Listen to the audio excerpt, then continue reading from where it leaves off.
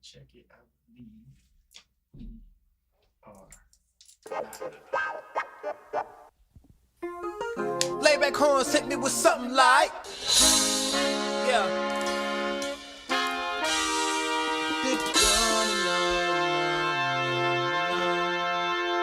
No, no, no, no.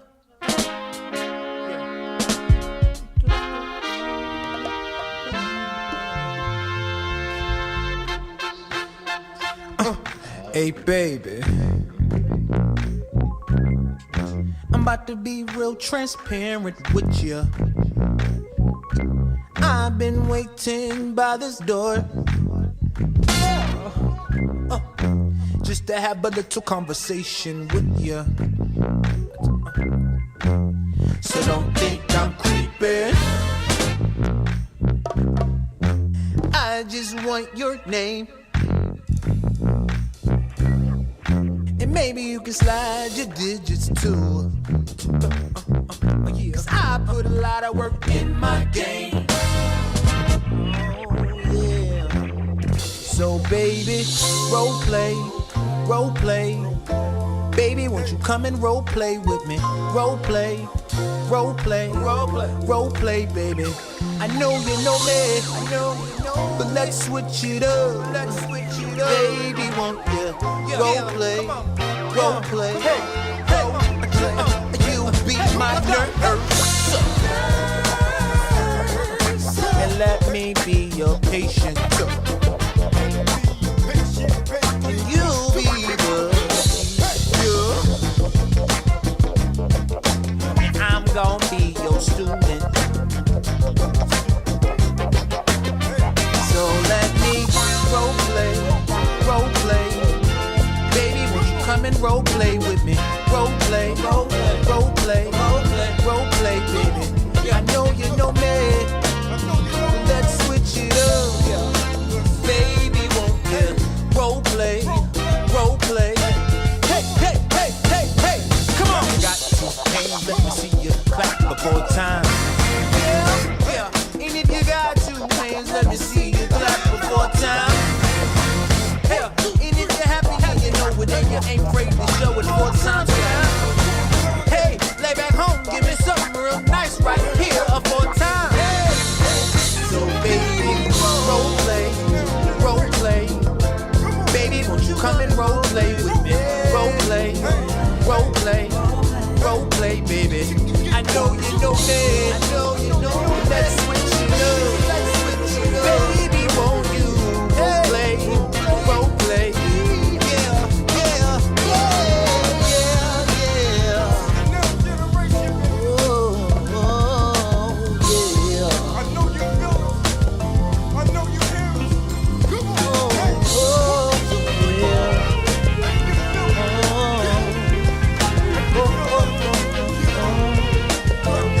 Everything drop out, just Eric on the bass. Yeah. Hey, make it funky.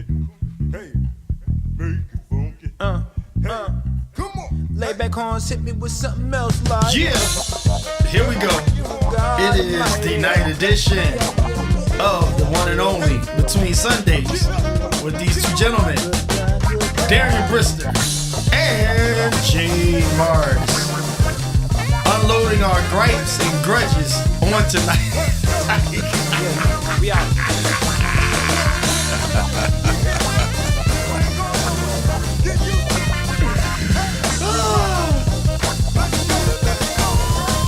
All right, ladies and gentlemen, I'm really just trying to find a button to lower my music, and I can't find it. I'm looking around for it. I'm serious.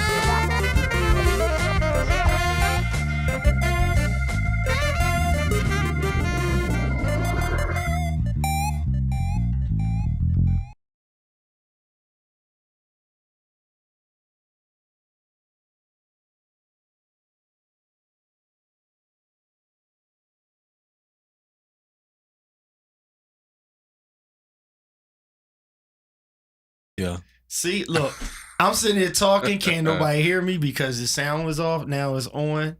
I was trying to find it, and let me just double check. I'll do this live. Oh wait, whose phone is that? That's mine. Okay, yeah, we couldn't hear nothing. So to the 7 people that's watching right now, you realize that I was pushing buttons. My system went haywire. So there's Jay. All right, camera on me. Then we got camera for let's get Darian right there. Okay, that's centered on Darian. And your mic is on. Okay, cool. Mic's still going. That's the jib. That's not on, but the mic is on. There's the desk. The mic is on. There's the room. The mic is on. And one more time so you can see my broad shoulders right here. And the mic is on. Okay, we are all set now. So I'm going to get out the way. I'm going to, as the Black Baptist preacher would say, I'm going to decrease while the one coming up after me going to increase. Somebody say, man. Somebody say. Hey. Come on. Take it away, y'all. All right, welcome back, guys. Between Sundays, evening edition. Tonight is episode 19. Yeah. Again, we're a platform where we offer perspectives of the modern church ministry operation and the many nuances therein from the lens of worship arts and multimedia personnel. We had a blast last week, really dissecting, some thoughts and discussion around progression. Yeah. And what that looks like inside of ministry context. So as we always do, we start with some comments from previous episodes, and it kind of segues us right back into this progression or ministry progression topic. So the comment we're going to start with this week was from Dave Bell. Comment was, when the progression of those around you may take time, do you say we've reached our max and outsource? What do you do? Let me read that one more time. When the progression of those around you may take time, do you say we've reached our max and outsource? What do you do? This is a great question. This is a great question because I believe I speak for many creatives when I make this statement that it can be frustrating to work closely in a creative space with people or with individuals who have a much less drive, work ethic, and let's say creative flow. It can be very frustrating. And it's something that we have to learn how to manage and embrace it while that synergy with the people you're working with grows. But again, on the surface, it can be frustrating at moments when it just feels like, the people that's working closely with you in the creative area, it's like they're like 3 blocks behind. Yeah, for sure. That can be creative. Now, let's get into the question, if I can. I'm going to let me hit something obvious before I really peel back. All right. Because if you identify that the progression of those around you may take time, I wouldn't be so quick to conclude we've reached our max and outsource. If you've truly identified that it may take time, I would spend more time, taking the time. Right. If that makes sense. Versus looking at a way to, outsource. Outsourcing would be something that makes more sense to consider when the progression has hit a wall. Right. Versus the progression being maybe a little slower than you would like. Jay, you made this statement last week. Progression takes time. It does. Progression is prepared in a crock pot, Yep. not in an air fryer. Bruh. Say that. One more time. Mm-hmm. Particularly in ministry, progression is something that is prepared in a crock pot, not in the air fryer. Wow. Jay, you got any thoughts? Yeah, for sure, man. Like, I know more times than a little bit how many times I've outsourced simply because I did not want to wait on folks to progress. And from the question, it seems like Dave Bell has hit that before. Because when you have been through everything and you have took your time to try to grow,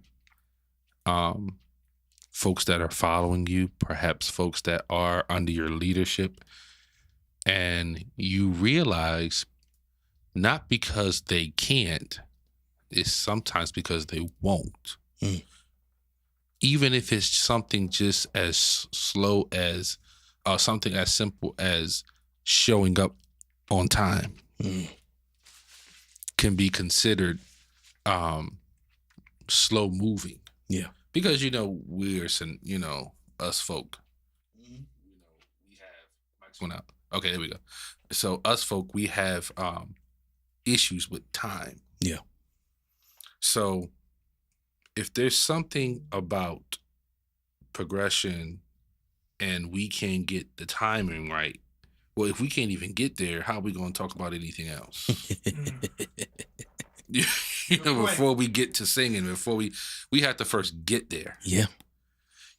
So I can understand, because there have been those and still those that have got fed up with the slow progression of their ministry, which is why they call me and you. Yeah. And Keith. Mm-hmm. Because some people, once they get to a certain level, they don't want to go backwards. Yeah.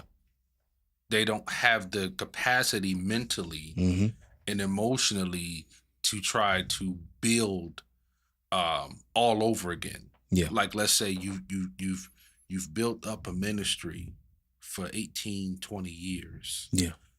And now to find out, for whatever reason, now you have to build a whole nother ministry starting with 5 people from scratch. Yeah. You may not want to start all over again. Yeah. With the Saturday rehearsals, the Sunday afternoon rehearsals. Yeah. Like you did with the first team when you were 20 years ago when life was different. Yeah. So rather, you just know people that'll come in and get the job done for pastor's anniversary. Yeah. Or for the big banquet that's coming up for this Saturday, and your people are not ready. Yeah. Now, as the question says, I wouldn't say, no, we've reached our max. I totally agree with you. If you don't take time, then how are they going to grow? Yeah. But the question is, Dave Bell, do you want to take the time? As progression is slow. Yeah. Are you willing to take that time? And if you're not, then it is what it is. You're going to outsource. And although the question may not contain this, I think it's good to pivot here. One of the things that I have seen very common, particularly in our music ministries, is, and I'm lining it up with something you said, Jay, I've seen very common where when we have built it to a specific place, we put the fundamentals in the closet. That's true. We put the fundamentals in the closet and we don't want to go back to them.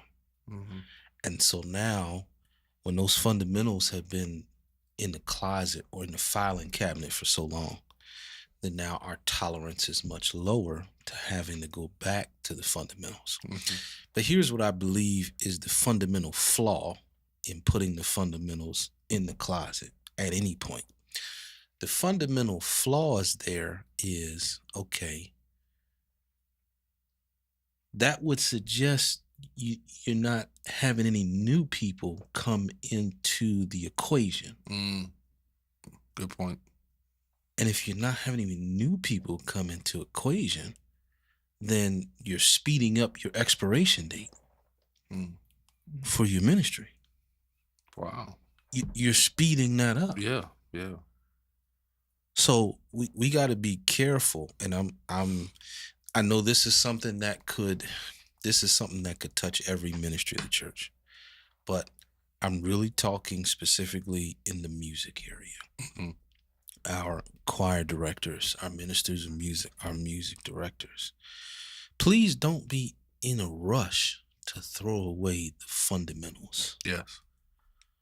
But please don't be in a rush to put the fundamentals in the closet and hoping that, you never have to go back to them. It's one of the things that I believe have birthed the concept of the praise team replacing the choir. Yeah. And so now, because we see that too often, the thought of a praise team threatens those who love choirs, because their perception is, if you're trying to build a praise team, your intent is to remove us, the choir. When many times that's not the intent. The intent is the praise team is in addition to, not in replacement of. Yeah. But there have been instances still are where that intent is in replacement of.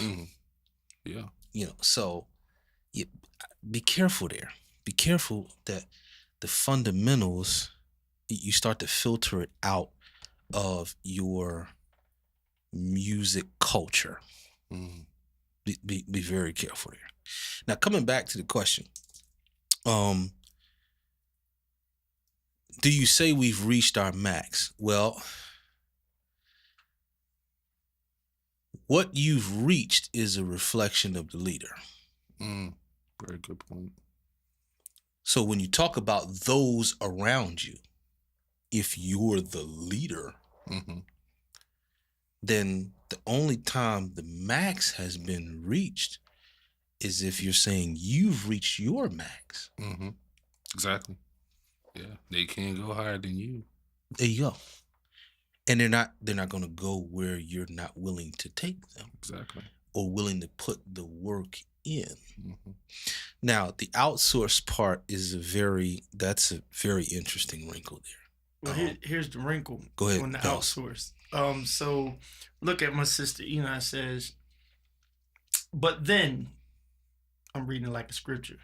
When the praise team has turmoil in it, the choir that felt replaced no longer wants to serve either. Here's the problem with this, to the point of outsourcing. When you have the praise teams are usually outsourced at best, right? They're not normally, they don't have a standardness of internalism. A choir has an internalism. People do not, a choir director maybe, but they're hired. But you don't outsource the sopranos, altos, and tenors for your choir, the church choir. You outsource them for praise team. Praise teams are like the new NBA squads, right? Or certain teams you bring. That's why they call it a team. Look at the metaphors there. Praise team. So you can get a team from another church, but you can't get a choir from another church. Correct. You can get Zach to bring his choir in, which is more community oriented, and they'll come in and sing. They did a great job Sunday, enjoyed them.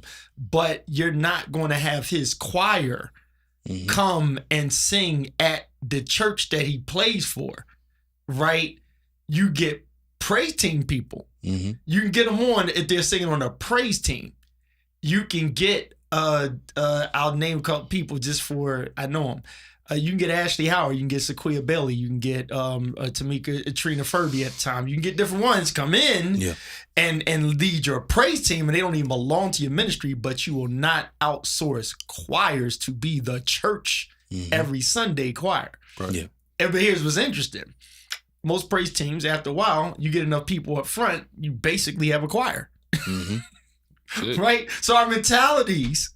So when you get back to what Dave Bell's saying, when the progression of those around you may take time, okay, do you say we reached our max and outsource? I don't think there's a max that we actually reach to have to outsource. We'll know what outsourcing is, right? But in a sense, we've created our own monsters because, and as Enon says, when the praise team is no different than a choir, other than they can just roll out and be like, look, I'll go somewhere else where they paying me more money. I ain't got to deal with this crap. Right? And only people that's going to deal with this stuff is the people that are members of the church. They'll have to deal with it. And most of the time, sadly enough, those are the people that will make the adjustments because they'll think of the betterment of the ministry. Yeah. While the other person is the free agent. Yes, sir. And Pels, you went down a path I was going. When I talk about outsourcing is tricky, I'm going back to this word intent. The intent behind outsourcing. Because many times.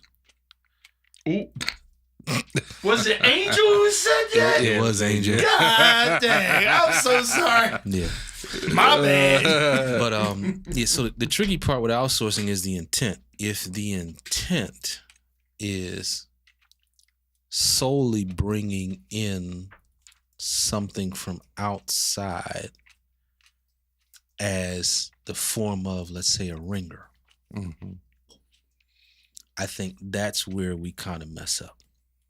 Versus outsourcing with the intent of inspiring what's inside.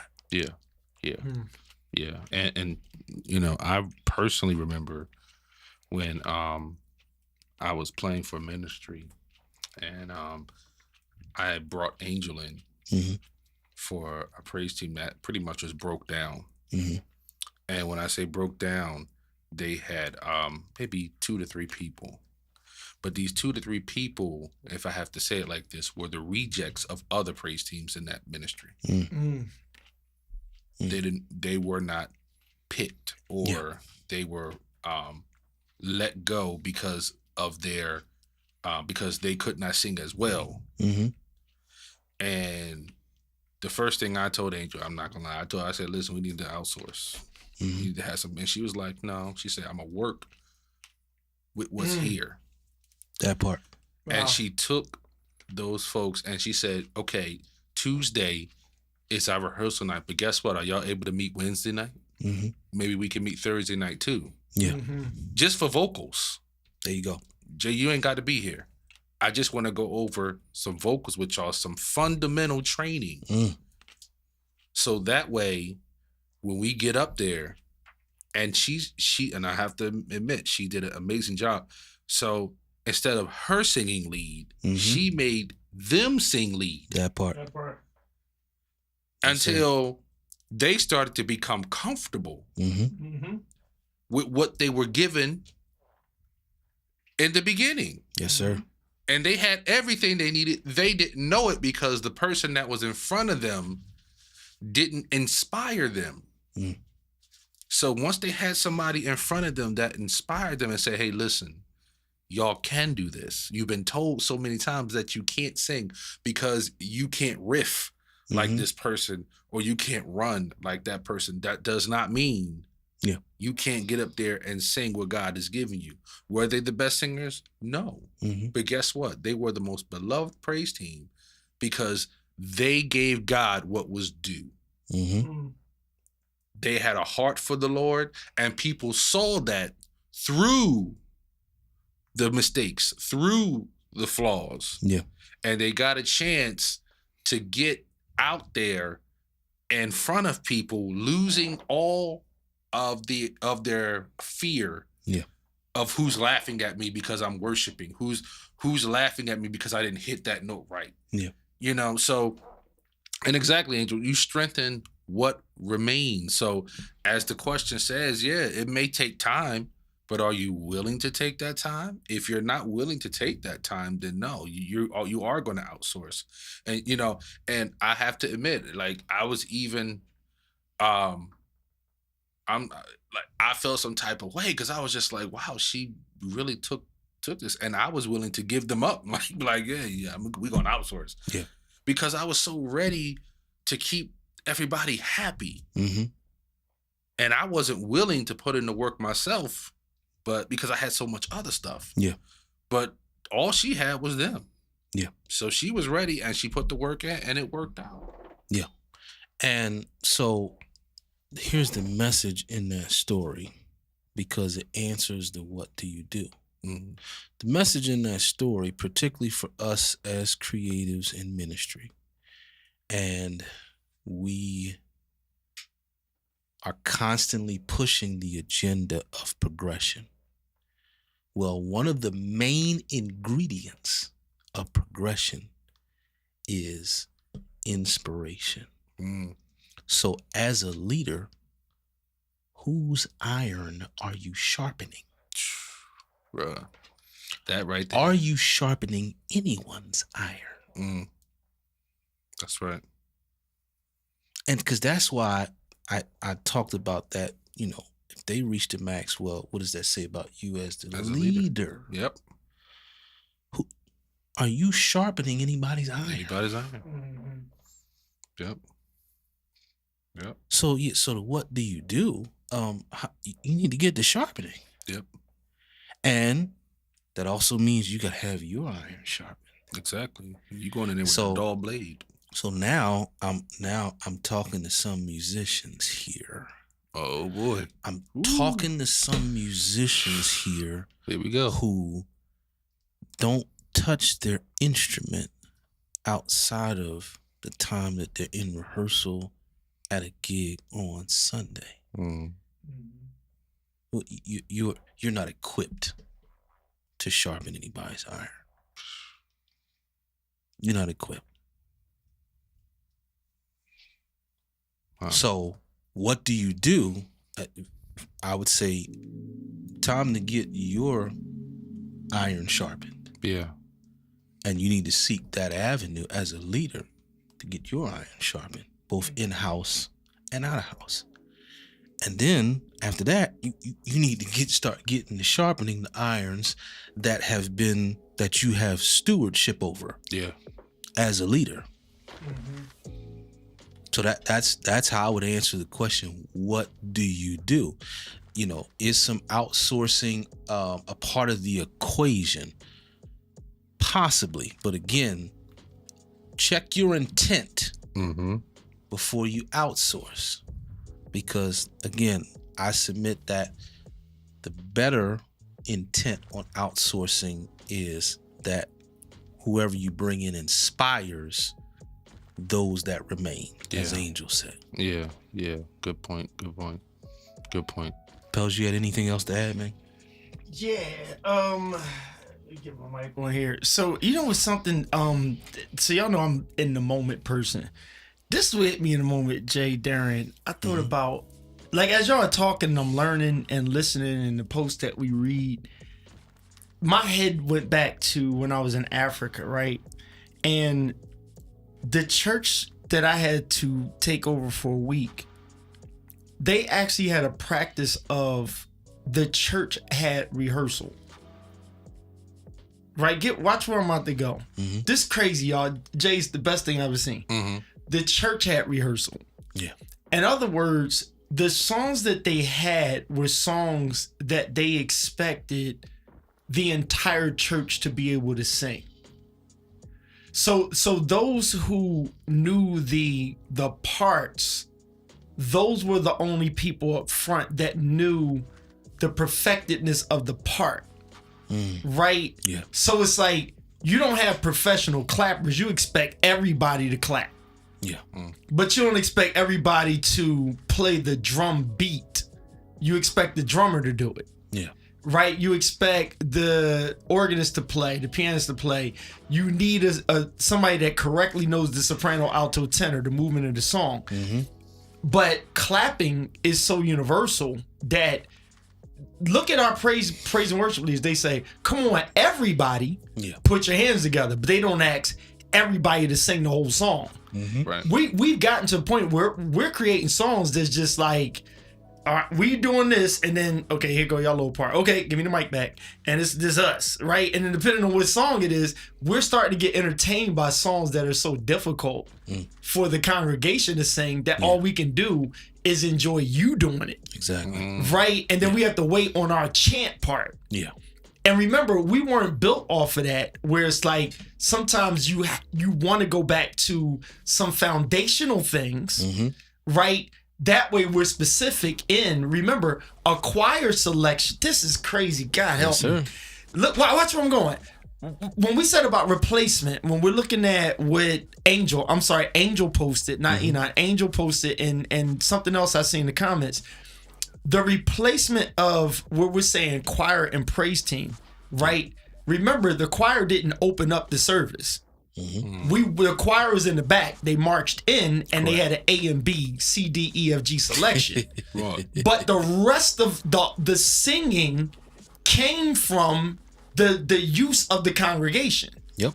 Whether it was the hymn book in those churches like mine that moved out of the hymn book, the songs that we sing in devotional were songs that was expected of everybody. It gave room for everybody to participate with their voice, just like we put a hand clap in. Yeah. Where you had tambourine boy girl over here, you had somebody else over there. The stomping of the feet was accompanying the foot on the drums. If you didn't have a drummer, hell, we didn't even notice it because everybody was throwing down their feet. We had high-pitched downbeat from the high heel shoes, and we had low ones from the deacon's foot. What I'm saying here is the foundational, fundamental stuff that is just a thought that I had. I'm not saying it's got to change, but I'm just like, I don't want to give up too much tape. But a guy called me the pastor again. I promise you, my church is going to look way different. I didn't say better. It's just going to look different because of what I believe in loving the people. And as Mom Dale said about discipleship, right? And as Darian is saying, iron sharpens iron. We're doing all this sharpening from the musician pit to the praise team. And who's sharpening the pew? Right. The pew don't get sharpened just because you throwing out a sharp knife and they just supposed to say dull and dumb. Yeah. You understand what I'm saying? Like, when are we incorporating something that makes the voice of the church one?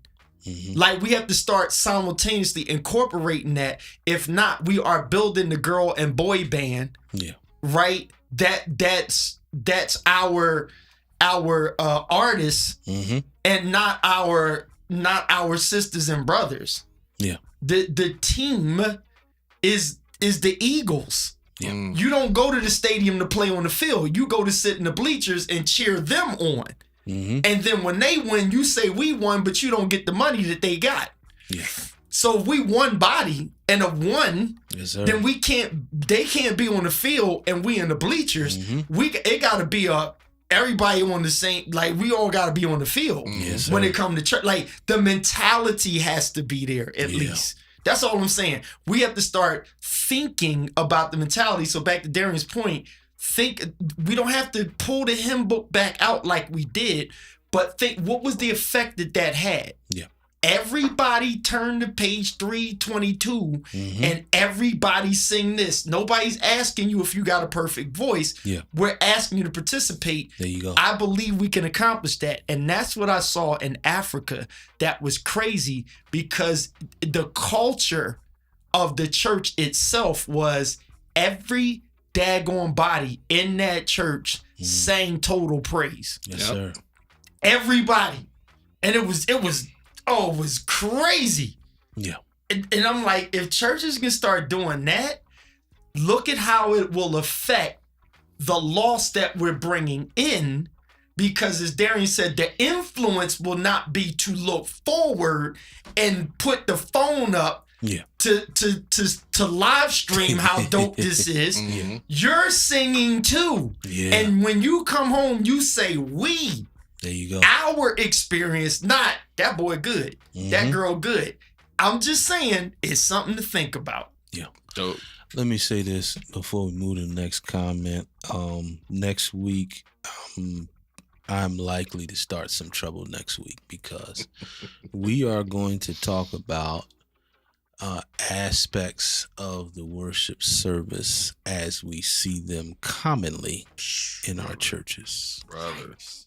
Oh, my Lord. What's up? Woo. That's gonna be. Next comment. Next comment came in from Raheem Harris. Oh Lord! Oh, boy. Oh Lord! Mr. Smooth himself. Come King on. Harris, the sneaker king. Yeah, the Flesh King. Come on. And Jay, yes, sir. And Jay, I definitely want to start with you on this one because this is a topic that you broached going back to episode 1 and 2. Oh yeah. So Raheem Harris's comment was rehearsal, and let me say this. This is really directed, obviously, for the music personnel, mainly the musicians, but also all music personnel. Rehearsal is for building the character and dynamic of the song, not learning it. Yep. Let me read that one more time. Rehearsal is for building the character and dynamic of the song, not learning it. Man. Jay Morris, all yours. Wait, no. Yeah, go ahead. Let me slide my 2 cents in. Huh? And Jay, you take it right after this. Yep. Aaron Drape is in the comment section. I've Yes, seen sir. him. Shout And out Aaron Draper. So Aaron, listen, I was privileged to go to a rehearsal with Aaron Draper. Mm-hmm. And when I say, like, I already had an appreciation for what he does and others like him. Yeah. Even y'all too. Mm-hmm. But to see them have to work, it was a band out of Canada, right? Mm-hmm. And dude was real meticulous about how he wanted his stuff. Yeah.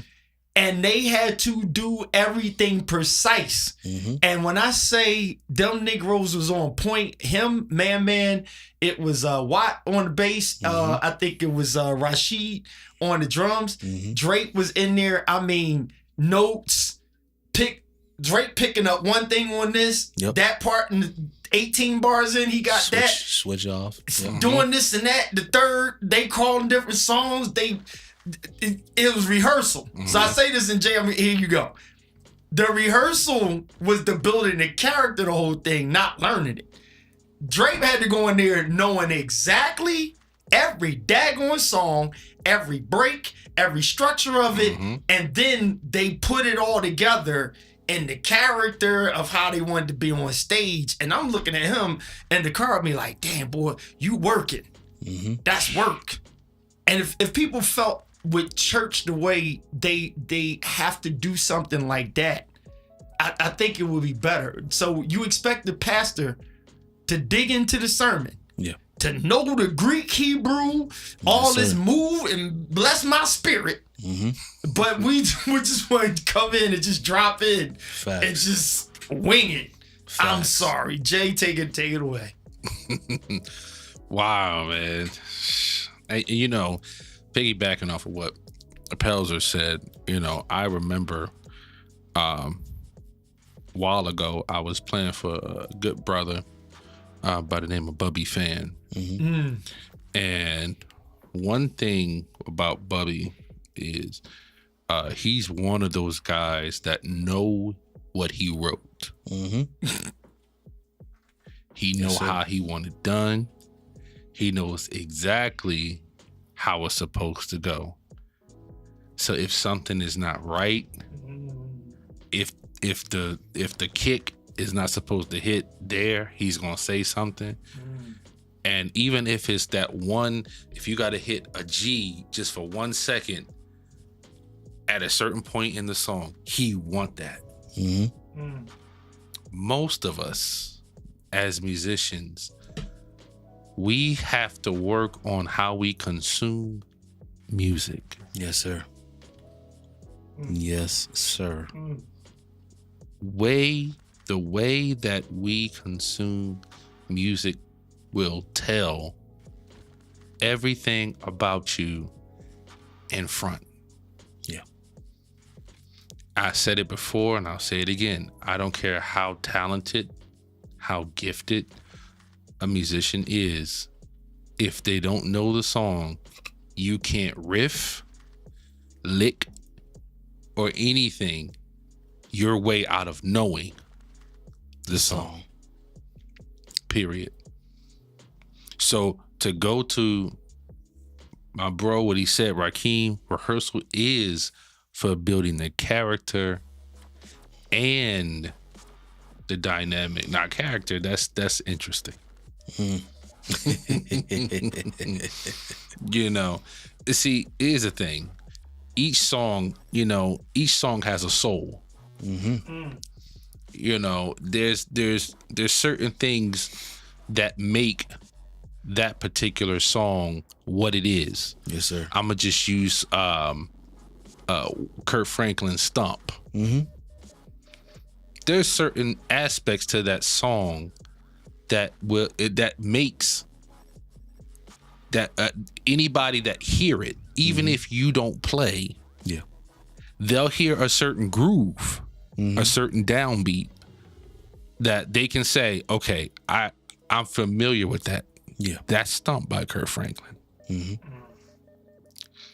So you, as a musician, if you have never heard that song and you come in and trying to play something that sounds like Stomp, and even though as easy as it is, it's right, it's repetitious, pretty much the entire song. However, there's certain breaks. Now we're talking about the dynamics. Yes, sir. There's certain hits, certain horn structures. All of that stuff has to be broken down. And if your part is piano, if your part is drums, if your part is lead guitar, every one of you guys has a different part to play. I can't play your part. You can't play my part. If we're all going to build this song the way Kurt Franklin wrote it, Yes, sir. and the way he's going to honor it at his show, he wants to hear exactly what he wants to hear. Yep. Now, can you add? Of course you can add to the song. Now you're talking about, building. Yes, sir. So if you have the structure of a song correct, just like any building, if the foundation is good, now you guys can build on top of that. Yeah. We do that all the time, Yes, sir. but we can't do that, and especially with Wilmington Chester. Yeah. The foundation of the song is one thing, but then Zach could come in and say, "Well, check this out. I want to do bam, bam, ba bam, bam." It doesn't take away from the structure of the song. He still wants what he wants. But if you don't take time to learn the character and the dynamic of the song, then you're not going to be able to get anything else from it, because you don't have the beginning. Rehearsal is for building what you already know, not to learn the song right then and there. If you've had the song, because I had to fire musicians for this. I had musicians in the church that I played for that had songs for 7 weeks. I think I told you about this, D. Yes, you did, sir. 7 weeks. Simple songs, maybe 5 or 6 simple songs. And what happened was, on the 7th week, and now, I have to admit, I didn't check up on them because they told me we're good. Now, I'm not one of those guys to mismanage. If you tell me you're good, I'm gonna believe you until I can't believe you. You're not gonna micromanage. Right. I'm not gonna micromanage. If you say you got it, the reason why you're getting paid what you're getting paid is because you are believed to do the job. Yes, sir. So when the 7-week period came and I'm standing in front of the choir and I say, "Hit it," and ain't nothing hit.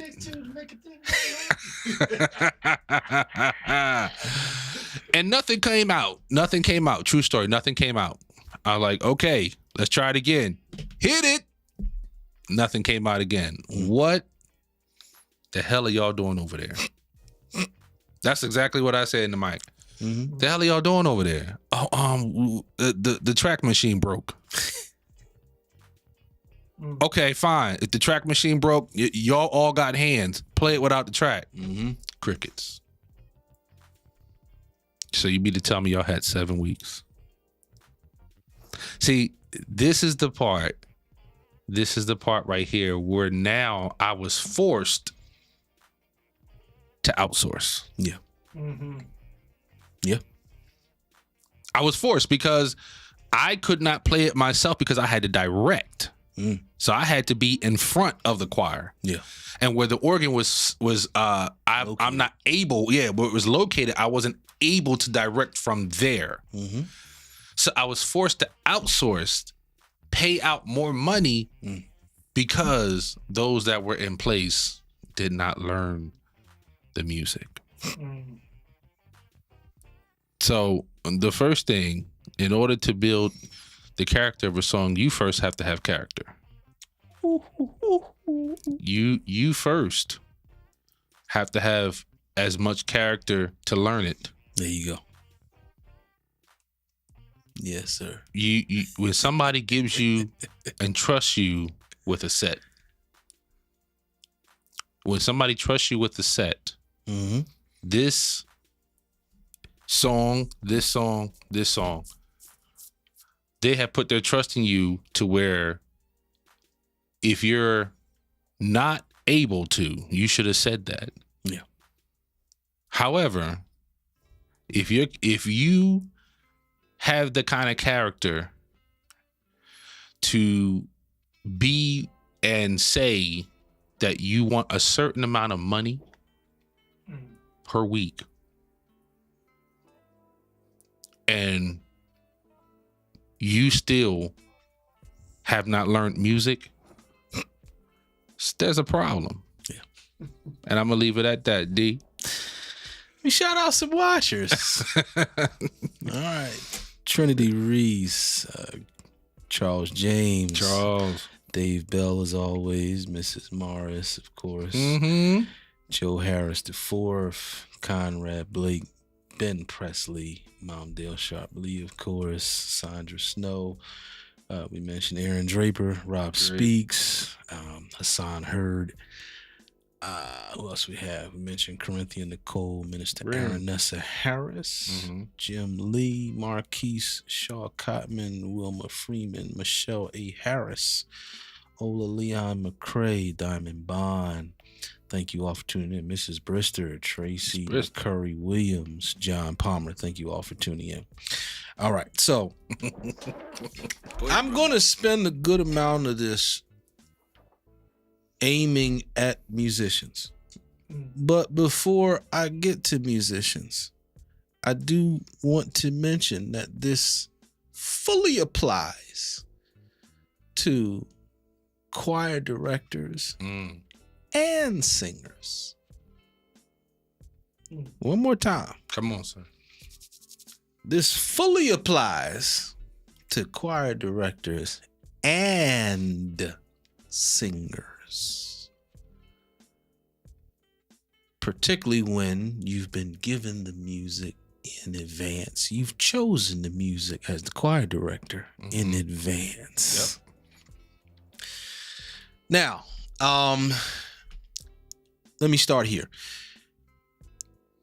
As a musician, whatever genre was your upbringing, you learn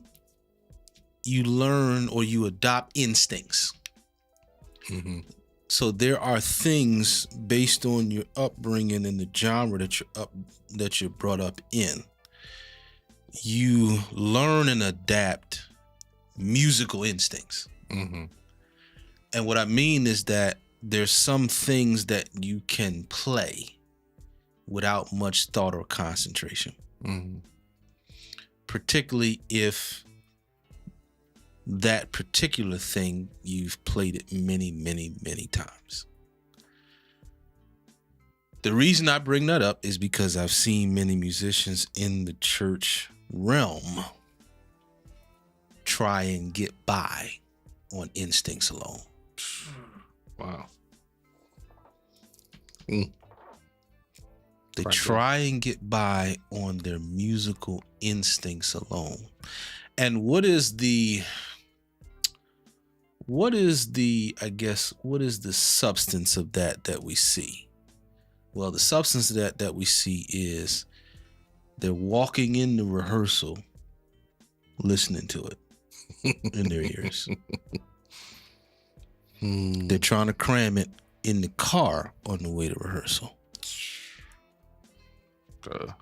Or worse yet, they start listening to it when the choir director calls to go over it. Bruh. So you've led yourself to believe that your instincts will get you through. Yeah. One of the main problems with that is your instincts have a very low ceiling. It has a very low ceiling. And the more you rely on it, the less you really build your instinct to have a higher ceiling. Because you're constantly relying on the instincts you already or that are already innate to you. Yeah. Yeah. So you're really not raising the ceiling of your instincts. So when we talk about this rehearsal thing, this is my main point. My main point is I don't think not one person listening likes for someone to waste their time. Yeah. I don't think there's one person listening that enjoys someone else wasting their time. And rehearsal is a collaborative effort of many people's time. Yep. One more time. Rehearsals are a collaborative effort of many people's time. Yes. Yes. So in essence, coming to rehearsal without learning what was given is a direct waste of everybody else's time that's participating in rehearsal. Yep. There's no light way to say that. Yeah. Yeah. There's no light way to say that. It is a direct waste of Direct. everybody else's time. Direct, brother. Direct. Yep. So if you don't like your time wasted, watch this. If you don't like to show up to church for a rehearsal and then find out it was canceled, that'll burn any musician up. Boy, you ready? That'll burn any musician up. Yeah. Yeah. To show up to a rehearsal, to church for a rehearsal that was canceled and you weren't told about it before you made the trip.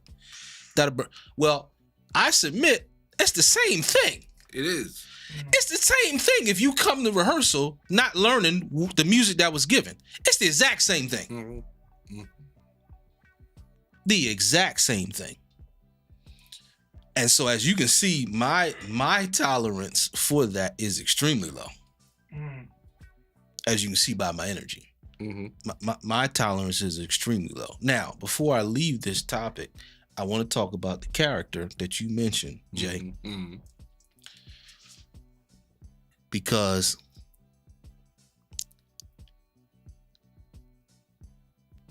if you are also the person that expects to get your compensation on time, Right there.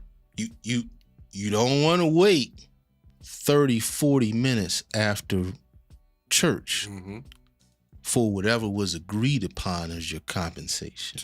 Bro, take your time. You don't want to wait till you don't want to get a post-dated check. Come on.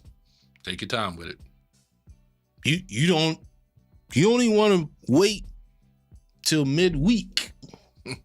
Many musicians, they're not in love with the idea of churches that do payroll in the middle of the week. Right. Many musicians are not in love with that idea.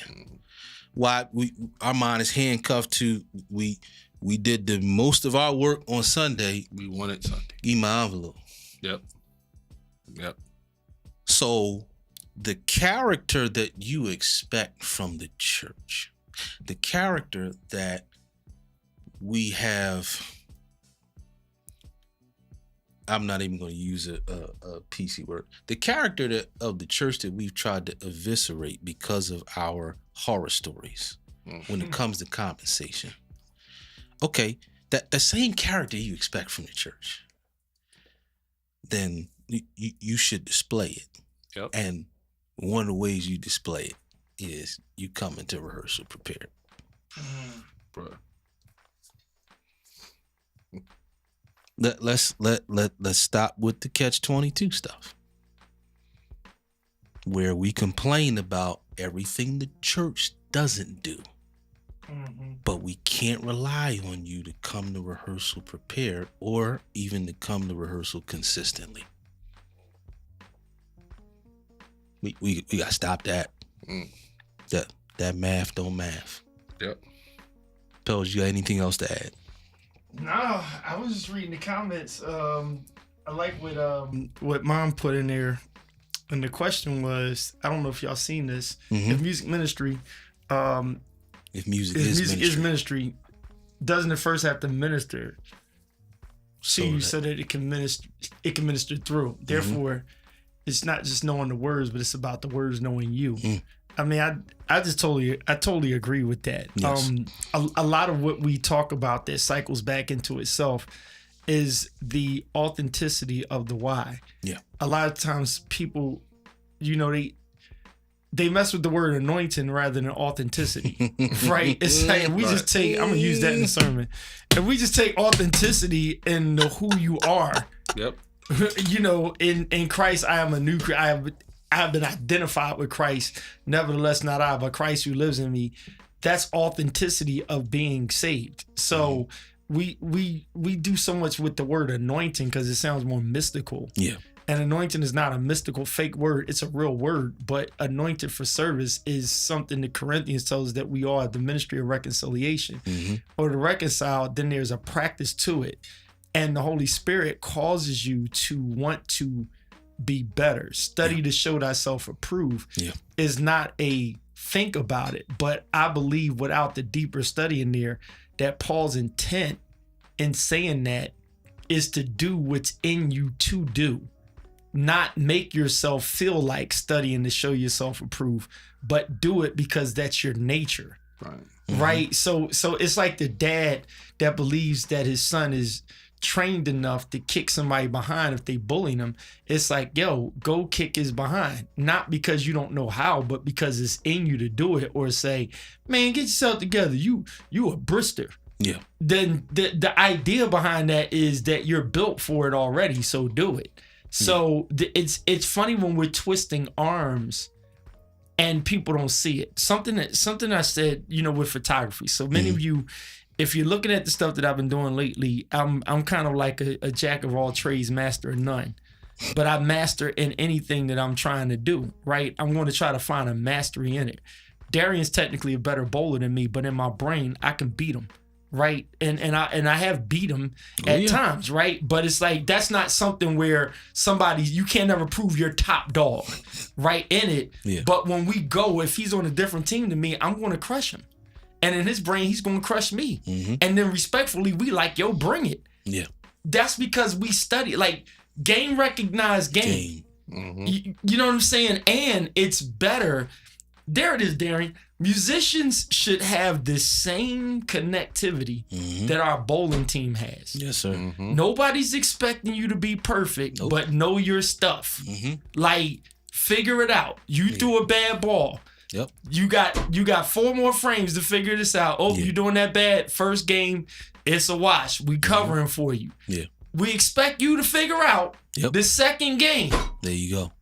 We expect you to figure out either come with it or simplify and do the best that you can. There you go. But it all equals out to effort. So that's the only thing I would just throw in there is the idea of study to show thyself approved is not really a find a way to make yourself to feel like that. It's kind of calling out what's in you, right? It's calling out what's in you. And what that does is, and again, y'all, this is messed up. Yeah. It goes back to what I dropped in earlier about the sight that I have, the vision that I have for a shift with congregation. Yeah. Because when we look at this as how churches are becoming more corporate. The more corporate they become, the more the so-called Christian is nothing more than a customer. Yeah. Right? Then the only fix for that will be, what's the retention of the customer? What is it that I have to keep doing to get them to come back? Yeah. But if something happens with the structural system and I'm not able to perform, watch that word, like I used to, the customers are going to go somewhere else. Circuit City was the bomb, but what's the name? Best Buy beat them out after a while. You know, Sears and Roebuck was it, but later on, Macy's is surviving. Yeah. You understand what I'm saying? Lord and Taylor was in, but it's like, yo, Nordstrom, you know, phased them out. Neiman Marcus phased them out. People, Kmart was in, but here's Target now, and we keep Walmart. messing around. There's a Walmart. It's like, yo, think about it. Church can't be that way because it has to basically serve what the Bible says, serve one another. And so the one another serving one another, it causes those who are outside of the faith to be drawn to the faith. And then it gives them something to do in the faith. And if we're only giving people something to do, to be a customer. And so to those who are gifted, if you're asking for the check, then you're basically throwing out there that you believe you're gifted enough. And with that you're asking for, to whom much is given, much is required. And so if it's given to you to be an expert in singing, an expert in playing, then much is required of you. And what's required of you is that this should be a day in, day out thing. So when I pick up a camera, trust me, I'm not just shooting when somebody called me to work. Yeah. I'm shooting random stuff. When I'm a musician, I'm playing random songs. Yeah. I'm thinking about how I can affect somebody's life in the service. So then when we all come together with one accord, God gets the glory in it, because we have all, again, and by the time we get to rehearsal, we've already done something, so that the rehearsal puts it all together, not try to figure it out on the spot. Yeah. So that's, okay, that's all I got with that. So let me throw an audible. Here's an audible. Jay, I want to ask you a question surrounding this last comment. Just so, you know, we don't sound like the old guys telling the young guys to get off our lawn.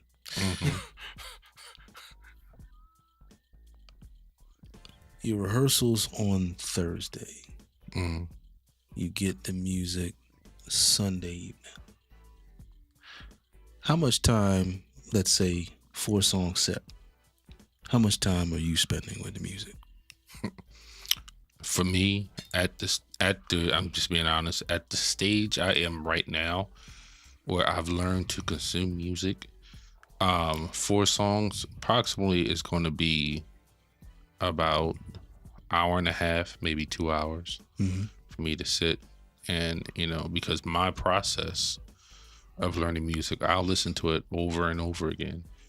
I'll have it in a list. Yeah. More likely, most of us now, when the director or minister of music gives a list, most of the time it's YouTube links. So I'll put mine in a playlist of songs that we're going to do, and I'll listen to them over and over, maybe while I'm cooking or while I'm maybe washing the car, or I may be doing something, because I don't like to cram. Yeah.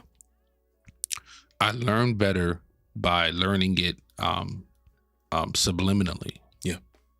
So it'll sit in my mind while I'm doing something else. And then as soon as I sit down at the piano, I know 90% of it already. Yeah. Why? Because number one, I've been listening to it, but I'm also using what I already know about it. So I can kind of tell where I need to go before I sit down at the piano. So my practice time for those songs are significantly smaller than me actually listening to it. Me playing and rehearsing it is significantly smaller than me actually listening to it. There's been Angel, you starting trouble. Yeah. I was about to go there. She was right there. I've had times where I've got it the same day. Mm-hmm. And even though I got it the same day, I mean, I'm talking about on my way to the church. Yeah. And I had to literally sit and listen to it on my way to the church. Now, it works out for me because that's how I learn. Yeah. I can play the entire song in my head. Mm-hmm. But everybody may not can do that. Some people have to sit at a keyboard or organ and actually have to play it out in order for them to learn it. Yeah. So no matter what you do, you have to listen to the music. Now, there are songs that we know, like let me just, Douglas Miller, Pass Me Not. Mm-hmm. Great song. Remember that, Keith? Yes, sir. Pass Me Not. Yep. Great song. Mm-hmm. But even though I know how to play that song, I'm sure there's some hits in there that I have missed. There you go. That part. I played that song for years, Mm-hmm. but I'm sure, yeah, Yep. I'm sure that if I played that song just off the cuff Yeah. and Douglas Miller was still alive to hear it and judge me on it, Yeah. I'm sure, yeah, you missed that part, young blood. Yeah, go back to that chord. Go back to that chord, yep. Mm-hmm. Because at the end of the day, nothing beats studying. The Bible says study to show. Come through. Studying. Mm-hmm. I don't care how talented you are, you have to be a good steward and study. Yes, sir. D? So you and I, we have a very similar process. Me personally, how I would characterize it is before I even sit down at the keyboard, at the organ, I've listened to each song a minimum of 30 times. Yep. I've listened to each song a minimum of 30 times. Now, here's what that does for me.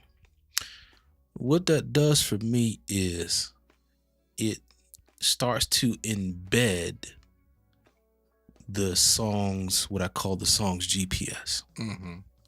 It starts to embed that in my ears. Mm. What I mean by the song's GPS is the common parts of the song. Mm-hmm. Yeah. The common parts, the common progressions of the song. That's embedded in my ear. So that's the easiest part when I go and sit down and start to get it under my fingers. Mm-hmm. But those 30 listens also, I make some mental notes of chords that I hear, Mm-hmm. and I'm not really certain the voices of the chords. Mm-hmm. So I know, okay, that's one I gotta probably sit and pluck out to see what voicings that they use, what color tones Mm-hmm. that are kind of, hidden in there, but I can hear it. And when Angel brought up the same day thing, Troublemaker. my wife will give the same testament that she has been around me when I've gotten a list of songs 3 hours before service. Mm-hmm. And she, watch this, she was in the car with me as I was listening and rewinding. Mm-hmm. So I hear a part, wait a minute, let me go back. Yep. And then I would get to the service, I would play it, she'd look at me like, okay, you something wrong with you. But the thing is, for me, even in those situations, I was never really satisfied with how I played it in that instance because I knew I didn't have the time with it I wanted. Mm-hmm. Mm-hmm. No matter how good it might have sounded to someone else, Mm-hmm. That's I right. know for me, I had to concentrate so hard Mm-hmm. on trying to execute it for that setting Right.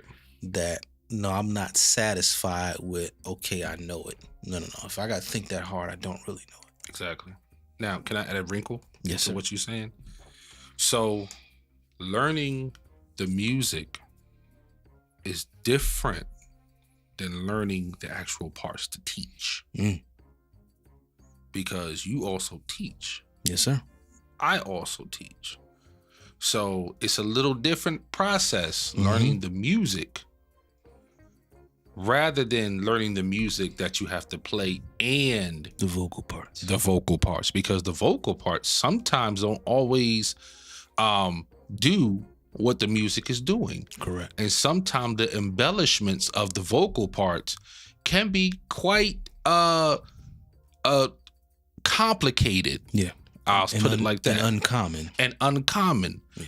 So though you may stay in a certain realm musician wise, musical wise, your vocals may be a little bit more complicated than the chords that you're playing. So you have to keep in mind as you are studying, and if you are teaching parts, that you are teaching the correct parts with everything that's in them, the quirks and features. As so, you have to make sure that you learn them, and so that's a whole nother different learning that has to take place, and especially if you're learning something by, let's just say, James Hall. Yeah. Even some of his most simple music. If he has simple songs. I was going to say if he even has simple songs. So it was just like, I don't even want to say the blood because that is nowhere near simple. But let's just say Pressing On. One of his great hits. The music very simple. I mean, for the most part, Pressing On is pretty much simple. However, the vocal parts are not simple. The sopranos are doing one thing, altos are doing all another thing at the same time. Tenors are doing. So you just have to make sure that when you study this music, you're not only studying the music itself, but you got to remember those parts matter. Yeah. Because when James wrote those songs, he wrote that for a purpose. I think one of the main, I saw a post, I think Kevin Bond put it up, where Richard Smallwood was complaining that everybody is singing his song, Total Praise, wrong. Yep. And not so much of a complaint, but it wasn't a complaint. Yeah, he wasn't pissed. He did point out. He pointed out that the tenors, every church, sings wrong, and he was like, "I just want to point out that's not the way that goes." James Hall did that recently with God Wants a Yes. He did. I remember that. So it was just like, so when you study this music, it's so important to capture the character of the writer too. Yes, sir. Because the way they wrote that song, they want to hear it. And don't think for one second, just because you may have a small ministry, that ministry, now that everything is streamed, it could get right back to whoever wrote it. Yeah. So I'll let you get back to what you were saying, but I just wanted to put that wrinkle in right there. I'm gonna finish up here. On this comment. I'm gonna finish up here with someone, let's say someone figuratively saying to me, "Well, Darian, I got Monday night rehearsal with the community choir I play with. I got wedding band rehearsal on Wednesday night, and then church rehearsal on Thursday night. That's a lot of music to digest and come to each rehearsal prepared for. Don't you think? To whom much is given, That's it. that person just doesn't make excuses. To whom much is given, Yep. no excuses are made. Exactly. Exactly. Now, Because okay, go ahead. because you're not being held at gunpoint for those 3 rehearsals a week. Yep. That's something you agreed to. Say that, bro. Go ahead, Jeff. So, also I wanted to point out that we have not shared yet. There are times, according to who you are ministering with, and I can say this because I know that D is in the same situation. there are times where you would come to a community choir rehearsal not knowing what you're going to do. You do it all the time. Shout out to Zach Williams. Shout out. Love you, Unc. Love you, man. We ain't gonna do this subliminally. Yeah, because we've told him to his face. Yeah. And so, now I appreciate the trust that he has in us as minstrels and musicians. I can appreciate that where he's comfortable knowing that we can handle whatever he throws at us. Yeah. But most of the time, if you are even with Wilmington Chester, most of the time, you don't know what they're going to go through. Yeah. You have to either know it all, and even songs that are not on the CD. Yeah. There are many times where he'll say, I'm thinking of this. Yeah. And listen, we could just, pick up our ball, cry, and go home. That's what we could do. We could do, yeah. But we choose not to. That's it. Because we're familiar with the environment. So we know in those settings to expect curveballs. We already know. We are surprised in those settings if we get a list in advance and that rehearsal sticks to it. Right. That We are is more surprised. surprising to us in those settings. Yeah. Than if we get a curveball. Yeah. The curveball, we're expecting curveballs in those settings. Yeah. We're not expecting a script to be given and it stays to it. Now, Yeah. when it happens, glory, hallelujah. It's rare. Very rare. Very rare. Very rare that happens. But let me point out this. It's not just the musicians that go through it, it's the choir too. Yeah. They're right on the spot too. Yep. So it's not just us. And everybody is there together surprised. Yeah. But guess what? We all do it. Yeah. And we do it well. And we learn it, and some things we learn right on the spot. And some things Zach could play at one time, and he'll get off the keyboard and Darian hit it right up, and it's like he never left. Yeah. Because he heard what needed to be heard in under 30 seconds. Zach played it one time around. You got it? Yeah, I got it. Okay, cool. Hop right on. Yep. Like it never left. To whom much is given, excuses are not included. Yep. Last thing on this comment, I wasn't going to go here, but I'm going to go here. And call me messy if you like. Jay, you mentioned the situation where, you had to move on from some musicians in a specific circumstance. And then before that, you had to outsource. What is your take revolving an environment like that where you have several musicians under you? What is your take surrounding guys not being consistent in regards to either coming to rehearsal or coming to rehearsal prepared? What is kind of your, what is your first thoughts in terms of course of action? Well, here's the thing, man.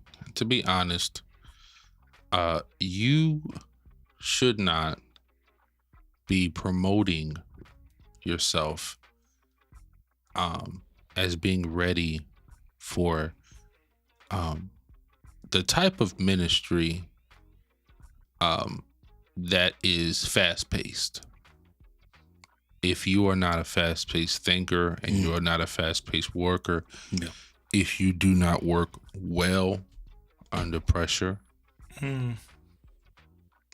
if you are ready to leave the church because the pastor has spoken to you about your playing and criticizing constructive criticism way. If you're ready to throw in the towel because somebody told you that chord was wrong, I don't believe that you are ready for a fast-paced mega ministry. The reason why I say that, I grew up in the Church of God in Christ. And I remember when I was young, where I would get pushed off the organ. I would get pushed off the piano. I remember those times because I wasn't playing the song right. Nobody asked me, how do you feel? Right. Nobody came to my rescue and said, hey, listen, God still loves you. Nobody did that. Yeah. Either you have it or you don't. Boom. This is not about excuses. Yeah. I don't care how young you were. If you were good, you were good. Yeah. If you were bad, you got pushed off, and somebody else that could take the heat got in the kitchen. Mm-hmm. If you couldn't follow the preacher the way you needed to follow the preacher, Yeah, just get up. you get up. Simple as that. Yeah. And somebody that is capable will handle the job. Mm-hmm. So if you're going to mega ministries and you're promoting yourself like you're ready, Mm-hmm. then understand that takes character on your part to show and prove what you're asking them to give you. Mm-hmm. You cannot, as Darian made it so clear, you cannot sit and want them to give you your money on time. For the check to be waiting on the organ or piano or bass guitar or lead guitar, drums, whatever you play. At the start of service. You at the start of service. You want your stuff to be on time, but yet you waste everybody else's time in rehearsal. You might as well not have even showed up. It would have been the same. D was absolutely right. It's the exact same thing. Why are you there? You don't know the music. You're useless. I might as well put Deacon Baxter back on a guitar. Because you're useless. At the end of the day, if you are expecting this from a ministry, and Mom Lee said it, much is given. That doesn't just hold in gifting from God. Yeah. That holds for churches and musicians.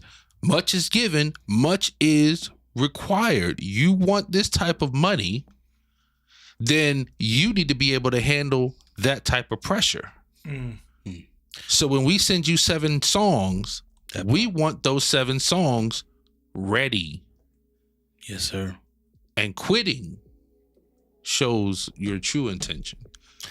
Jordan Hammond said, I think 2 weeks ago, he said, you got to be worth what you asking. Yes. Yes. You got to be worth what you're asking. Yes. All right. I want to answer the question I asked you, and then we're going to move on to our last topic. So in terms of, an environment with multiple musicians serving under you, and there are issues and there's a lack of consistency with either rehearsal attendance or even coming to rehearsal prepared. So I know many people that have operated in this capacity in terms of, either minister of music, band director, MD, inside and out church. The first thing that comes to mind is deduction of pay. We call it docking of pay. Wow. Now, to each their own. I don't subscribe to that. Let me explain why I don't subscribe to that. I don't subscribe to a deduction of pay because if I get to the point where I feel like your pay should be deduced, then I'm also simultaneously at the point where I'm looking to replace you. Right. Wow. Those two are not separate for me. Right. Again, to each their own. Yep. But Very true. those two for me are not separate at all. If I'm at the point where I feel like a deduction in pay needs to be made for like missing constant rehearsals, for example, if I'm at the point of counting how many rehearsals you've missed over a short period of time, I see where you're going. I am simultaneously at the point of, okay, I'm looking to replace you. Yeah. Yep. At that, yeah. Again, for me, that is not separate. So that's why that's not really my go-to, because if I get pushed over that threshold, believe me, I'm coming to you and say thank you, but your services are no longer needed. Yep. Meaning I'll replace you before I mess with your money. That's right. Because the other thing, particularly Well, that's corporate. Yeah. Yeah. Now, the other thing, the way I see it from a ministry standpoint in ministries, and knowing our culture, the other thing I see is that if I justifiably reduce your pay, even if it's just 1 week, if I justifiably do it, to me, there's one or two outcomes. Either one, our ministry / work relationship is indefinitely strained because now you see me as someone messing with your money. So either that's one outcome, or the second outcome, which I feel like is just as bad, is that you don't even care about the deduction. You get used to not coming to rehearsal or not coming prepared to rehearsal, and you just live with the deduction indefinitely. Yeah. To me, that's just as worse. Yeah, that's crazy. Wow. So I don't want it to head in either one of those directions. And again, if I'm at that point, I'm also at the point of replacing you. Exactly. You know, God bless you, but it just ain't gonna work in this setting. Yeah. Just ain't gonna work in this setting. Now, listen, I know the musician community is probably saying ouch to this podcast. But we spend a lot of episodes, you know, making the church side and the pastor side say ouch. Yep. So yeah, this is tough medicine. It's very tough medicine. I want to take the last 15 minutes and I want to get back to our topic on financial awareness. And we're gonna put a bow on it tonight.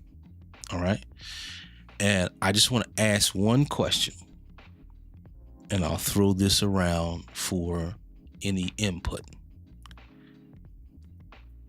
What are you doing with what you are compensated with? What are you doing with your money? Yep. And that's not a question to get in your business. That's a question to really take self-inventory about how you understand money. What do I mean by how you understand money? Those of us who are on social media, I'm sure we've seen many of these posts where you get this multiple choice question of, A would be, rent paid for 10 years, rent or mortgage paid for 10 years. Credit score of 800 would be B. C would be, let's just say $500,000 cash, and D something else. And it's like, which one would you pick? I'm sure we've seen those before. And depending on your understanding of money, it's probably going to be your determining factor on which one you pick. Now, let me be honest, and then I'm going to throw it to you, Jay. In those instances, particularly when the cash money is substantial, I always pick the money. Many people pick the credit score. Now, some might say, well, Darian, maybe you don't understand the power of good credit. Well, here's what I would submit to you. I would submit to you that our community, I'm talking to African Americans, our community, I think we misunderstand the primary purpose of credit. We understand it as being able to buy a house, being able to get a car, maybe even being able to get a business loan. Right. Which, yes, that is part of its purpose. But I would submit to you that the primary function of credit is building wealth. It is attaining the cash or the assets that you don't already have. Right. So in essence, the credit score is to try to attain the 500,000. Right. Exactly. So I'll take 500,000. Bruh. You see what I'm saying? Yeah. But again, if your understanding of the primary intention of credit Right. is just to get things, well, you and I disagree. Any thoughts from me, bro? In terms of what are you doing with your compensation? Wow. You know, this subject is so taboo for a lot of musicians and singers that get paid because we don't understand, as my brother said, we don't understand what to do with money, with the compensation. And a lot of us are week to week, not bi-weekly. Nope. So some of the compensation that we get is pretty significant for a weekly salary. Yep. Well, how do you know, Jay? Okay, well, I'm gonna just use a good solid pianist for a funeral usually makes about $150 for a funeral. Now, if we break that down, most funerals are at least 2 hours, $75 an hour. I can't say I know anyone that's not a doctor that can make $75 an hour on their regular job. Yep. Whether as a teacher, Very small percentage. yeah, and I love teachers. Don't get me wrong, but you know, at a restaurant, a fast food worker, waiter, not. a social worker, you make more per hour than all these people. Yet, oh no, before I get there, you go on tour, making $1,500 per week. For 6 months, $1,500, and this is a true story because I've had it happen. You come home, hey bro, I need a ride. How you double what I already made, and half the year, you double the year, and yeah, man, I'm still on the subway because can't afford a car. But yet you got some wonderful kicks on. The sneakers you got on every single week, every single day, different pair. Oh yeah. So that showed me one thing. That you know, the Bible says where your treasure is, there shows your heart be also. So if you are putting your treasure in junk, that's what you're gonna get out of it. So as my bro said, yeah, understanding the primary purpose of credit. Yeah, look, I take the money too, because at the end of the day, I can pay the bills I need to pay with that $500, and then get the credit and get another $500,000. Yeah, do what I need to do. Now you got $1 million. See, but a lot of us, because of generational. Yeah. That part. Yeah. You know, That part. because of how we were raised, how our parents were raised, we were raised, most of us, with nothing. Mm-hmm. And I'm not saying, you know, our parents didn't have enough to feed us. Yeah, they did. Thank God. But a lot of us was raised not realizing that we were even poor. Mm-hmm. We had what we needed. God blessed. But in all essence, we still ain't had no money. Our parents ain't have no money. No. Our parents ain't have no money. No. So nothing financial was ever really taught to us about saving, mutual funds, IRA. Nobody told us about putting our money into any kind of stocks. Yeah. They just, you know, we believed in putting our money under a mattress. Yeah. Well, putting our money in, you know, solely in a savings account that interest bears 0.001%. Yeah.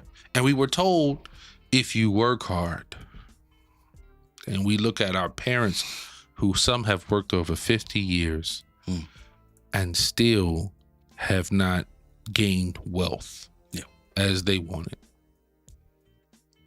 So I have to ask, okay, so if working for 50 years doesn't get wealth, then what does? Well, there has to be something else to it. There has to be some thought process in where we put our bread in order for us to get the kind of wealth that we're looking for. It's not in just working hard. It's working smart. Mm-hmm. Especially nowadays when the internet pretty much runs itself. Yeah. There's no reason for any of us to have to depend on a ministry to give us $200 or $300 by the time we're 65.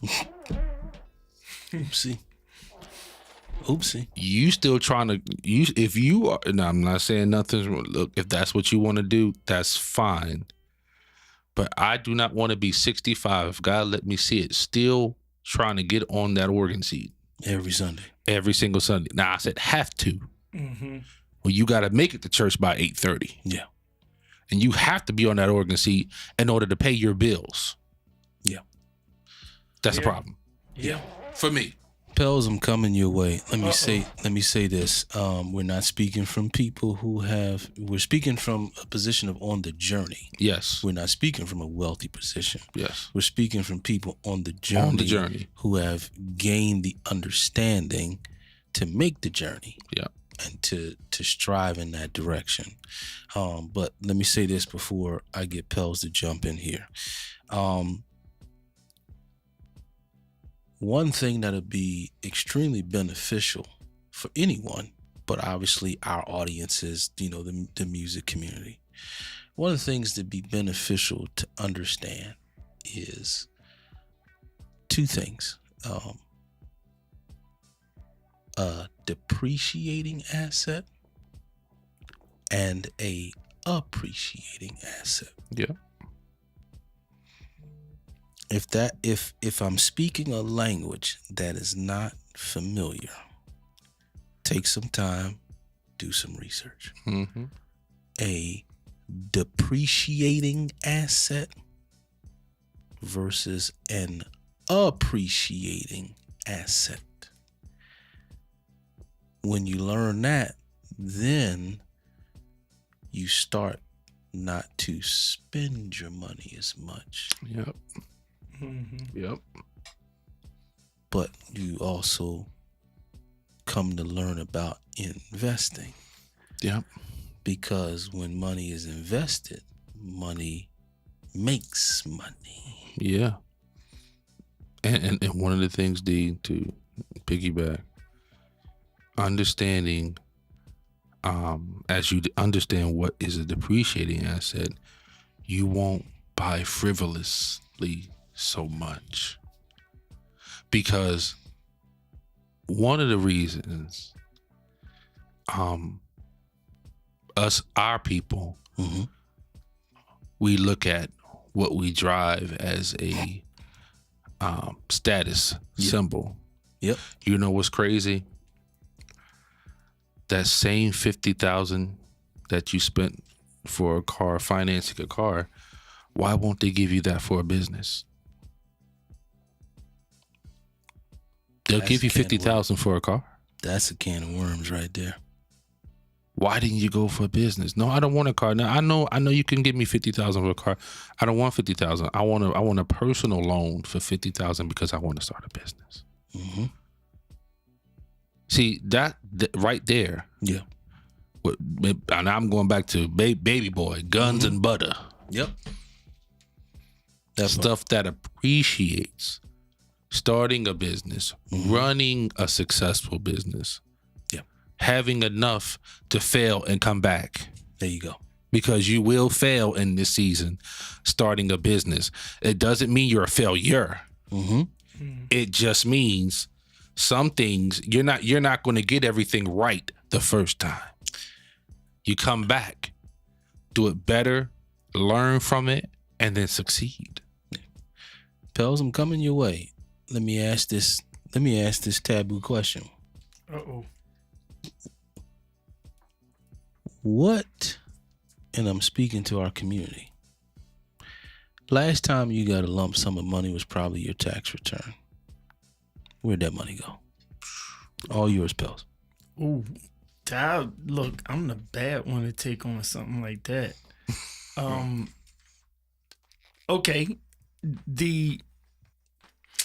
Okay, so a lot of us read different, right? Most people that have the problem or sometimes when we get educated on it, we can sometimes overteach what we suffered with, right? So in other words, everybody's got an addiction. Yeah. You get over the addiction and now we're going to save everybody and everybody's just dumb. Right? Then there's other people that's like, you thought I still had the addiction. I don't have it. Matter of fact, I shuck it before you did. Yeah. I was just quiet about it. Then there's the we don't speak up about it. Or to this point, like where you guys are at, if you see something, say something. Right? Yeah. We've heard that saying before. If you see something, say something. And then it's the who you say it to. Or, be the example to help the person that doesn't want to admit that they're screwing up as a way out. The other thing is, if they don't see it, they just don't see it. Right? And then there's the responsibility of the organization that helps with the literacy. So it's like, do I really want this awesome musician, or do I really want to outsource and bring in help, give them the number to feed their bad habits, right? Without education, right? Yeah. It's like, I don't want to solve your problem because I'm actually helping your problem.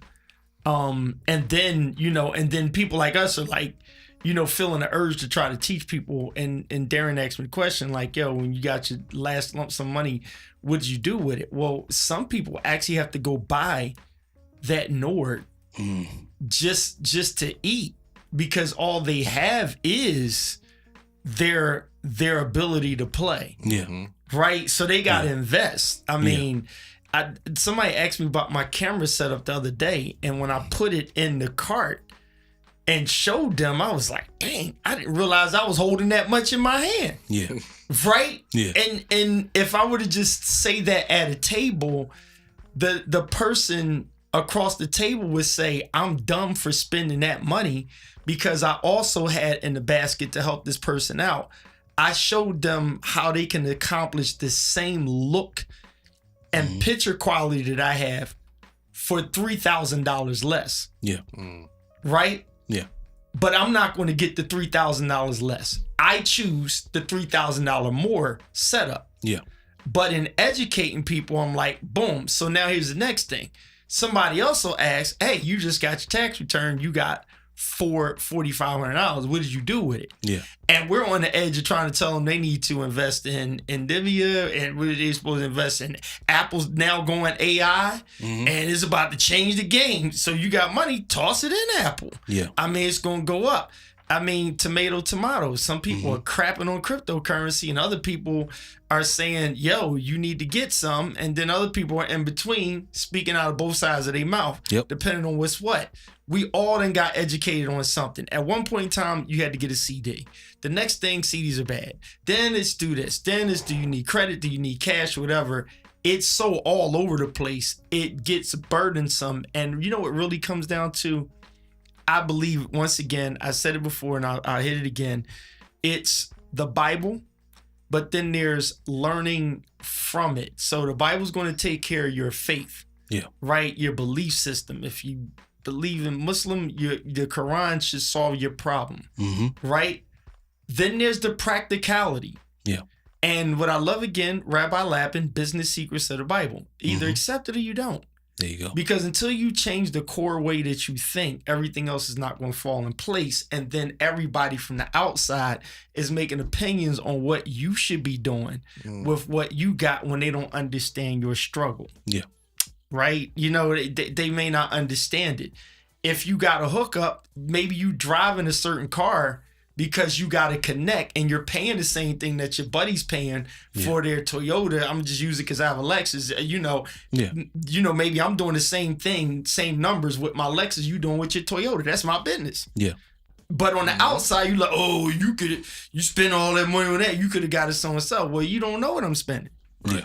So, you know, again, it's one of those things where it's difficult on, then there's the person that we know is just blowing it. Yeah. You know, then there's the person that's like, you know why they don't have a car? Because they're saving money and they're riding a daggone bike because everything that revolves around their life is here to there. Uber gets me to the airport to go make my money. Yeah. And I live in a condo downtown and I am stacking chips. Yeah.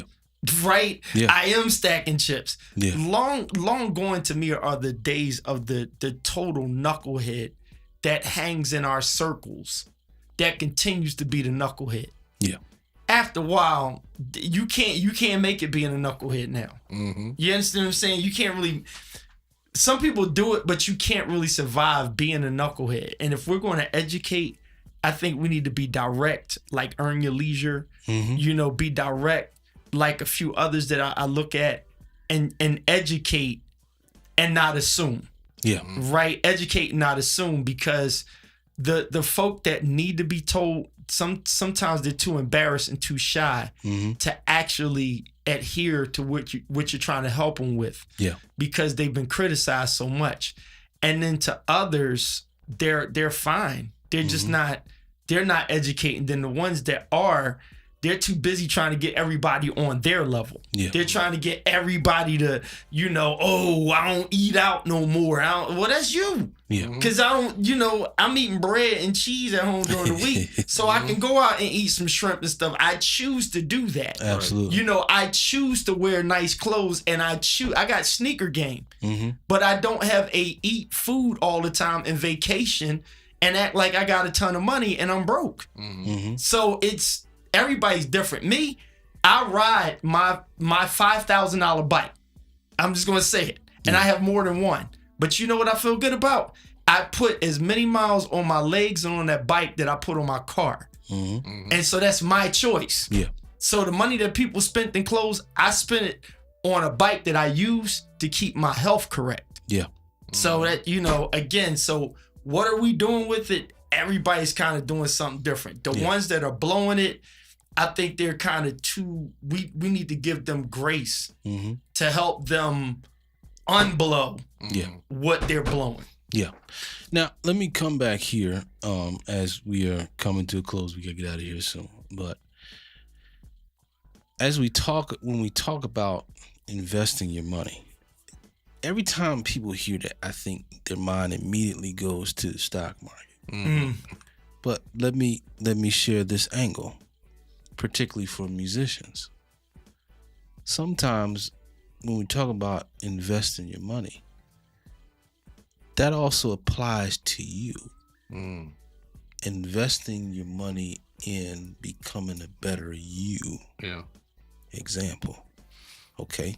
That could be investing in your instrument. So you make an investment. Let's say you get the Nord. Okay, cool. But you don't necessarily close your mind off to maybe renting the Nord out. Exactly. You don't close your mind off to that. Right. See, that's where the education comes in. That's where the education Yep, comes in. there it is. There it Or is. watch this. Maybe you even invest in, higher education courses. So that now, you position yourself maybe as someone who is certified to teach something, Good one. certified to consult in something. Mm-hmm. I bring that up again, like you said, Pels, the education piece. I like it. Investing your money it doesn't always, we're not always pointing to the stock market. That's right. What we are pointing to is we're pointing to an avenue by which can generate a return. Say it again. We're pointing to an avenue that can generate a financial return. Yeah. And that is the Achilles heel of the lack of education, because we're that's not the thought process when we're spending our money. Mm-hmm. We're not thinking about investing in an avenue, not just the stock market, not just an interest-bearing account, Yeah. but an avenue that can create a financial return. Very true. A financial return that at so many different ways. On the musical side, one episode we talked about the different things. So for instance, particularly with where YouTube is, you take some time to maybe you take $1,500 and you invest in, a decent DJ setup. Mm-hmm. And you look at some, videos on YouTube in terms of, operating what you bought, and then, gaining some technique on DJing. All right, now you just created a return, because now you can now do some serving. Maybe watch this. Maybe an event at the church. Mm-hmm. You start just doing it on the strength, just so people can now see you are multifaceted. And when even just the people at the church see you're multifaceted, that now can springboard into even a small supplemental income from you investing in the DJ equipment. And it's still in proximity to what you do. Yeah. It's still music. Right. So that's where I wanted to land when I asked this question. Are we thinking about spending our money on avenues that can bring about a financial return? You got any closing thoughts, Jay? Yeah, my brother, man, said it. Like, you should invest in not only appreciating assets, but also in yourself. And my brother Pelzer, man, said it. He invests in your health, most of all. Yes, sir. There's no reason to spend money on stuff that are just depreciate and die off. You are your investment. Invest in your health, invest in your mental wellness, whether that's therapy, because most of us do need it. Yes, That's sir. another thing. Invest in therapy, invest in making sure your body's right, going to the right doctor, going to the right dentist. Invest in yourself. Spend that money and invest in making sure that you can enjoy the latter years. Yes, sir. If you are a vegetarian, fine. If you are a carnivore, fine. Whatever you do, try your best to take care of you. That's all I have to say. Quick example. Those of you know me, I'm in audio and video. I have my own company. We're still in the incubation stages, but prime example, I found some speakers on Facebook Marketplace. Now these speakers brand new. They generally run about $1,400 per. Guy was selling them on Facebook Marketplace. Condition was like 7.5 out of 10. $850 for the pair. I take the drive up to Quakertown. I grabbed them speakers for $850.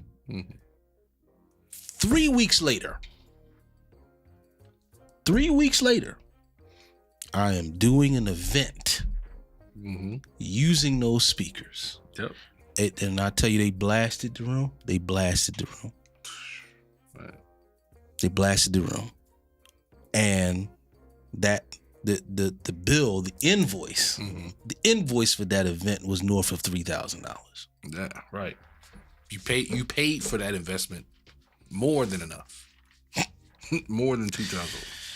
Paula Cathy, DTS BSP, Lady Brister, Day Johnson, Pamela Lockwood, Uncle Steven Nelson, Absolute Monster on bass, Frederica Karen Corley, Austin Johnson, Charles Clef Lundy, Anita Ware. Thank you all for tuning in. Please, if you have not already, please subscribe to the YouTube page. The link will be below this live on the Between Sundays Facebook page. So please subscribe to the YouTube channel. We're in the midst of uploading some of the previous episodes that right now are only on Facebook. We're going to get them uploaded to YouTube. So once you subscribe, if you get a chance, come back and visit, like the content. If it blesses you, if you learn something. But that's all for us. Like I said, next week, I'm starting trouble. We're going to be talking about some of the common things found on our worship experience program. Oh, yeah. I'm starting trouble. So, again, I'm D. Brister. J. Morris. Reverend Juice, you got it. All right, ladies and gentlemen, thanks for joining us once again. We will see you next week on the one and only Between Sundays talk show. It's in Jesus. We take it out of here. Whatever you need, it's in. This dude right here, You need, it's in. I found his music a while Whatever back. you need, Who's it's in. His music, his guy name is F. Darnell Davis and the Remnant. Come on, Check him out. whatever you Bruh, need, he's from it's in. the Twin Cities. He's from Minnesota. Whatever you need, it's in. This cat, his music Whatever is you crazy. need, it's in. Ladies and gentlemen, Let's listen. go. Here it Whatever goes. you need, it's in. Come on, set. Sing.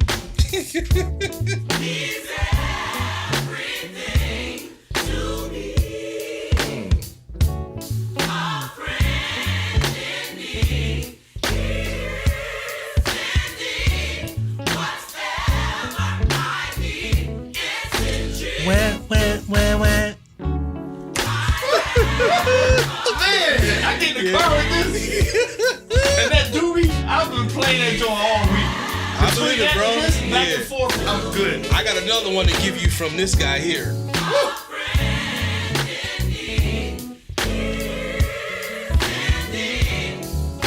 Yeah. Bro, his music is.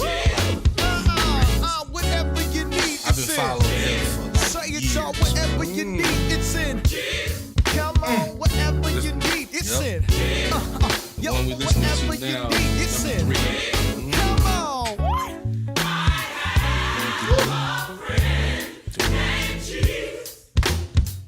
And this old. Yeah, this is from like early 2000s.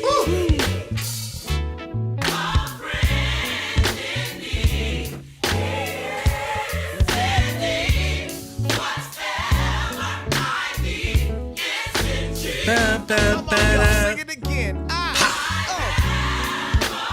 Thank you, Jesus. This John just He's feel up in crazy, here, y'all. man. Yeah. This make you slow the car down. I'm free, y'all. I hear you, Pam.